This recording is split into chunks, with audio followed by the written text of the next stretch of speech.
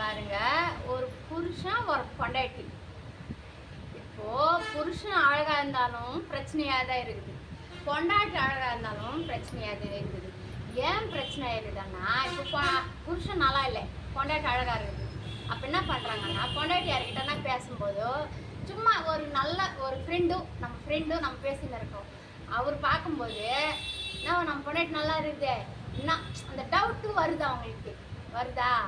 அதே புருஷன் நல்லா இருந்தாருன்னா, பொண்டாட்டி நல்லா இல்லைன்னா, அந்த புருஷன் நல்லவனே கூட இருக்கட்டும், ஏதோ ஒரு பொண்ணுக்கிட்ட ஒரு ஃப்ரெண்ட்ஷிப்பாக கூட பேசட்டும், சும்மா கூட பார்த்துட்டோம், அந்த பொண்டாட்டி நான் நினைக்குதாங்கன்னா என்ன தெரியல, நம்ம நல்லா இல்லையே, அதனால தான் நம்ம புருஷன் அவர் வச்சுன்னு இருக்கிறாரோ. உண்மையில சொல்கிறேன், நான் இந்த மாதிரி பிரச்சனை தான் அதிகமாக சந்திக்கிறோம். இப்போது வெளியேருந்து பார்க்குறவங்க என்ன சொல்கிறேன், என்னடா அவன் பொண்டாட்டி நல்லா இருக்கலாம், அவங்க ஒரு பேச்சுக்கு சொல்கிறாங்க நல்லா இருக்கிறாரான்னு சொல்கிறப்போ அவருக்கு என்ன தோணுதோ அப்போ என்னவோ பண்ணுறான், என்ன பண்ணா காட்டி அவங்க சொல்கிறாங்க. ஆனால் அவங்களுக்கு தோணுது.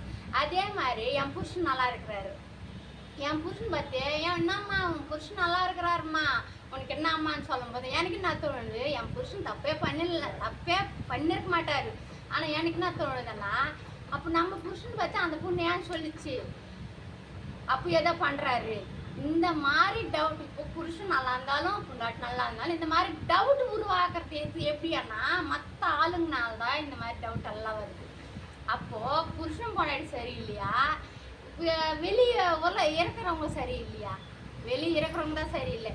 ஃபஸ்ட்டு ஒரு பொண்டாட்டி பற்றி புருஷன் கிட்ட பேசுறது நிறுத்துங்க, அதே மாதிரி புருஷன் பற்றி பொண்டாட்டி கிட்ட பேசுறது நிறுத்துங்க, சரியா?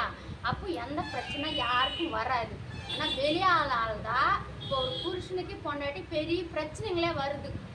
இப்போ நான் ஒரு வீடியோ போடுறேன், இப்போ நான் ஒரு வீட்டில் இல்லை, நான் வந்து இளநீர் கடை வச்சுன்னு இருக்கிறேன், இங்கே வந்துடுறேன். இப்போ ஒரு 9 மணி வரைக்கும் இருப்பேன், வீட்டில் பசங்களெல்லாம் ஸ்கூலுக்கு அனுப்பிடுறேன், நான் வந்துடுறேன்.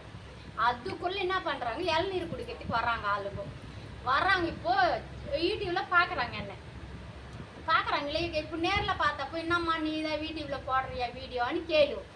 ஆமாம் நான் சொல்லுவேனா, எப்படி சொல்லுவேன்னா அதை அந்த டைமுக்கு நான் என்ன சொல்கிறேன்னா பார்த்துக்கலாம்.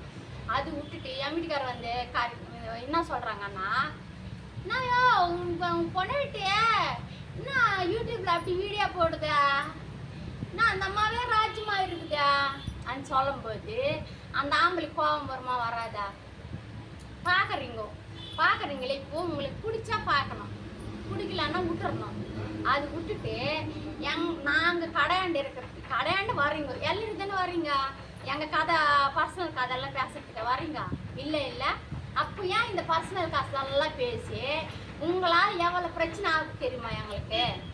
நான் வீடியோ போடுறது என்னோட விருப்பம் தானே, என்னோட விருப்பம் நான் வீடியோ போடுறது.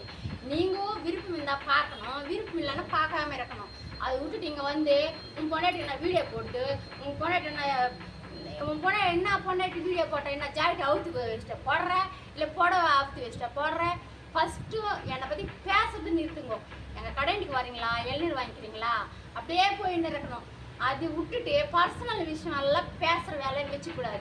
யாரெல்லாம் சொல்லிட்டு ஏன்னா இந்த மாதிரி நீங்கள் பேசுறதுனால நிறைய பிரச்சனை வருது எங்களுக்கு. இதே ஃபஸ்ட்டு லாஸ்ட்டாக இருக்கணும், இல்லைன்னா எனக்கு ஆளுங்க தெரியும், அப்புறம் எதில் அடிப்பேன்னு தெரியாது, சரியா? இதை வார்னிங்களே உங்களுக்கு.